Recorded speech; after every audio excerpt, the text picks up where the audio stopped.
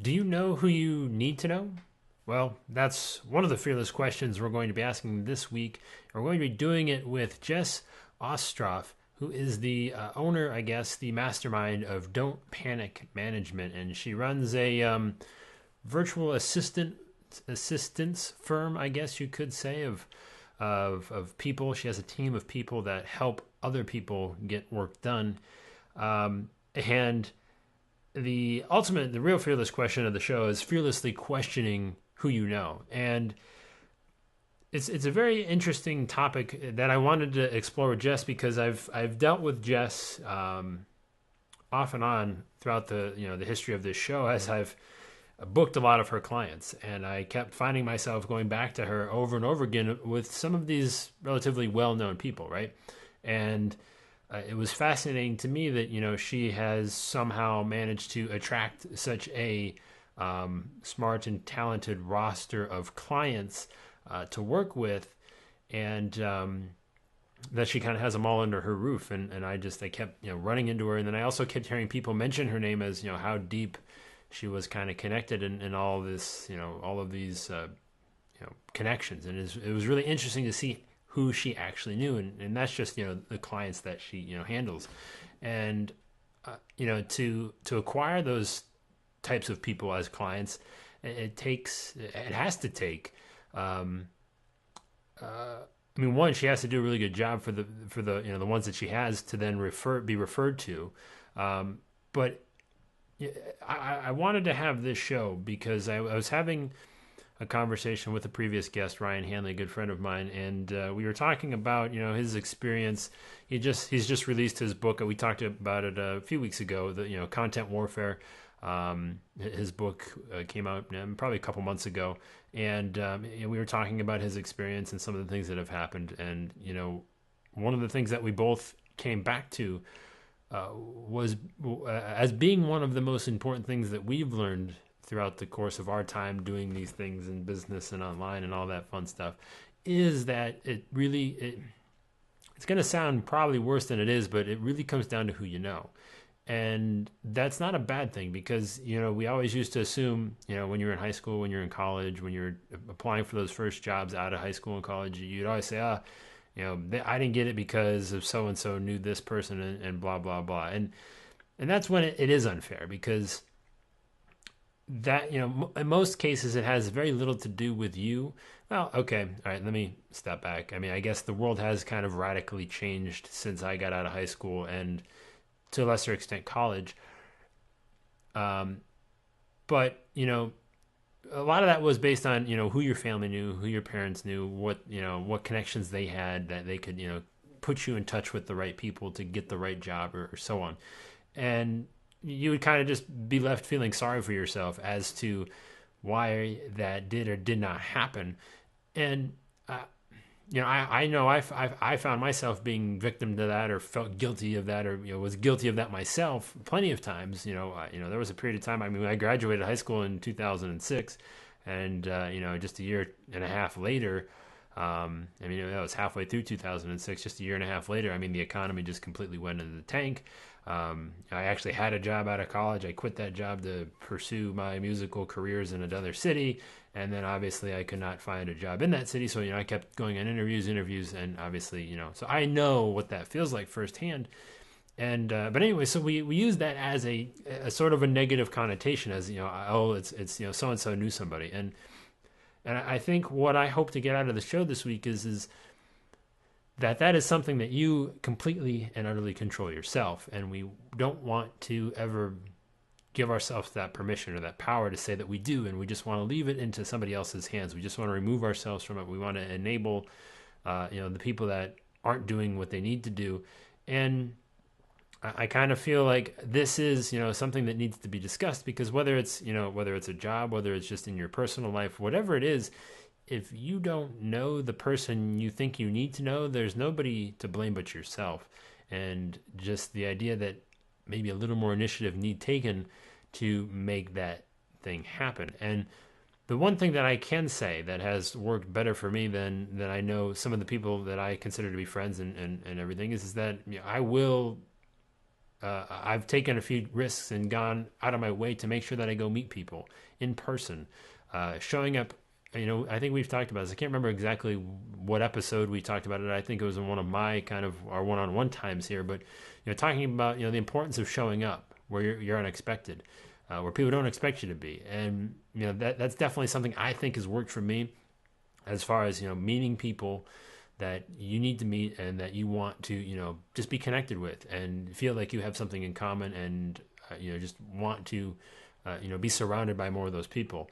A guy that I want to get on the show by the name of Scott Dinsmore, he gave a TED, whether it's a TED or a TEDx talk, I can't remember if it was a real official one or if it was just a TEDx one, but he gave a talk about changing his surroundings, and he was trying to he runs liveyourlegend.com, I believe. I think it's .com. And he was doing that for 3 or 4 years, wherever he was originally from. Can't remember that either. But, he ultimately was getting frustrated and was about to quit. But then he decided to just, if he was going to do it, he was going to be serious. And he moved out to San Francisco. And he found himself surrounded by, so many people that were doing or trying to do the same thing, or, if not greater things. And then that became the norm. That became the expectation, as to him being the, to be him being the anomaly where he was originally from. And, there's not a whole lot in common. We've talked about this, definitely, throughout many shows throughout the course of our time here. The most recent one, I think we did Acceptance versus Tolerance with Chase Reeves. And that was, I want to say, episode 38.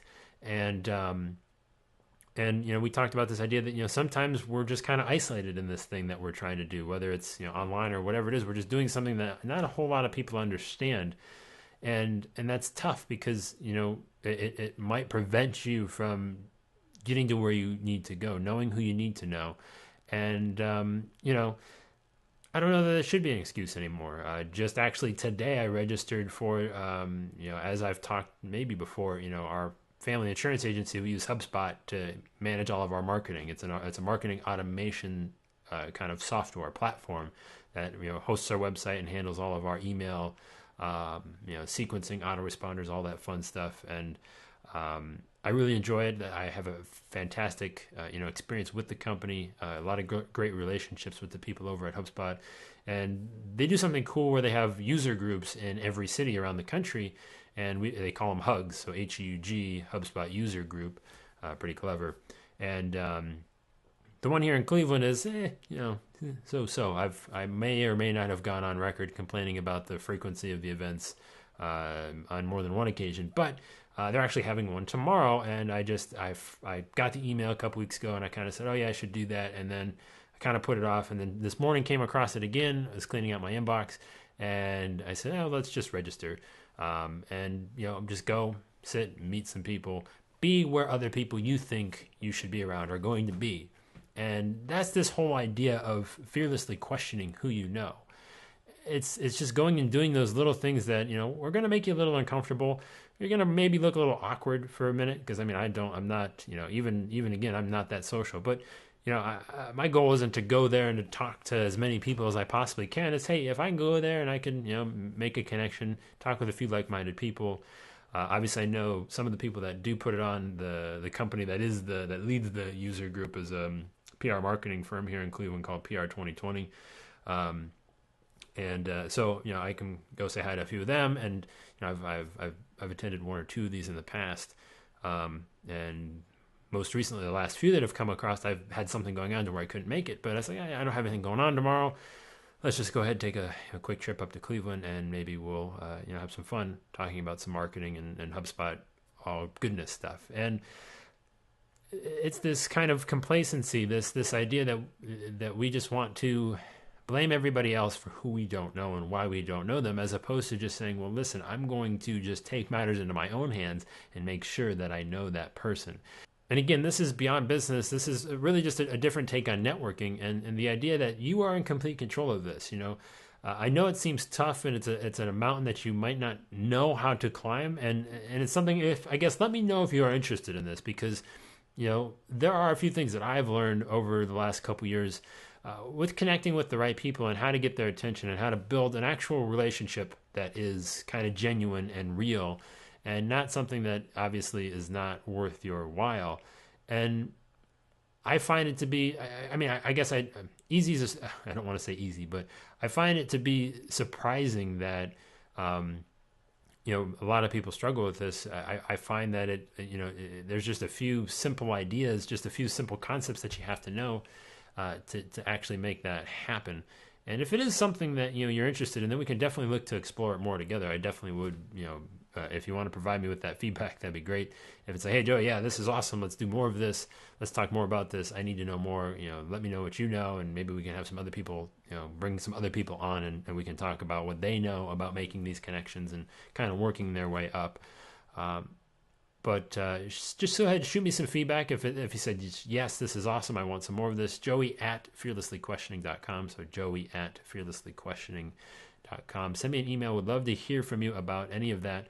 And that's why I think this show is honestly going to be one of the more important ones that we've ever done. Not to put set expectations ridiculously too high that they are unachievable, but it is what it is. And I can't help but think that is, ultimately, going to be beneficial one way or the other. It's going to, whether it's, in direct relationship to, just hanging out with more people. And I want to get back to, I guess, that Scott Dinsmore talk, changing your surroundings, how he went out, moved away from, his hometown to San Francisco. And that's when he actually finally, started gaining traction. And he's obviously, from what I can tell, doing very well for himself.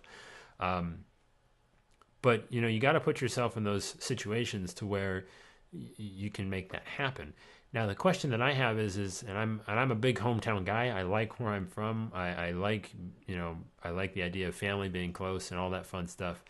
And the idea of abandoning that, again, that might be a strong interpretation of that. But and what I would want to have Scott on the show at some point in time that I just haven't been able to get to him. Is fearlessly questioning changing your surroundings, and if you would need to leave to change those surroundings, or can you change the surroundings that you're currently in? Can you take the people that you currently know that maybe aren't doing those things, can you just maybe help change their lives in some little way to make it more like that environment that you might be seeking elsewhere? I don't know. Obviously, that's probably a bigger challenge. Just going where people are already at, going where the like minds are. That's probably a lot easier than changing your current settings. But again, ultimately, that's the side of the fence that I'm currently leaning on, because I don't have any plans of leaving where I'm currently at. Now, obviously, you can make these connections online and then connect in real life. For these conferences and all this other stuff. Once every year or a couple months, and that's fun. But I guess, is that connection needed more? Is it something that you have to have more frequently? And I've even played with this idea, and something that I think you guys might like is that maybe you and I and everybody else that we've kind of have come through the doors of this place, this show, find maybe a more extended period or place where we can have conversations that might be a little more specific, that might be a little more beneficial. And that's something that I'm kicking around, and to help you kind of know those people too. And I guess maybe if we can create something to where we can help each other meet the people that we need to meet. And I know there's a whole social network dedicated to it, but it just, for whatever reason, depresses me. That being LinkedIn, I would imagine that's more of a networking tool. It feels, I don't know, it feels icky.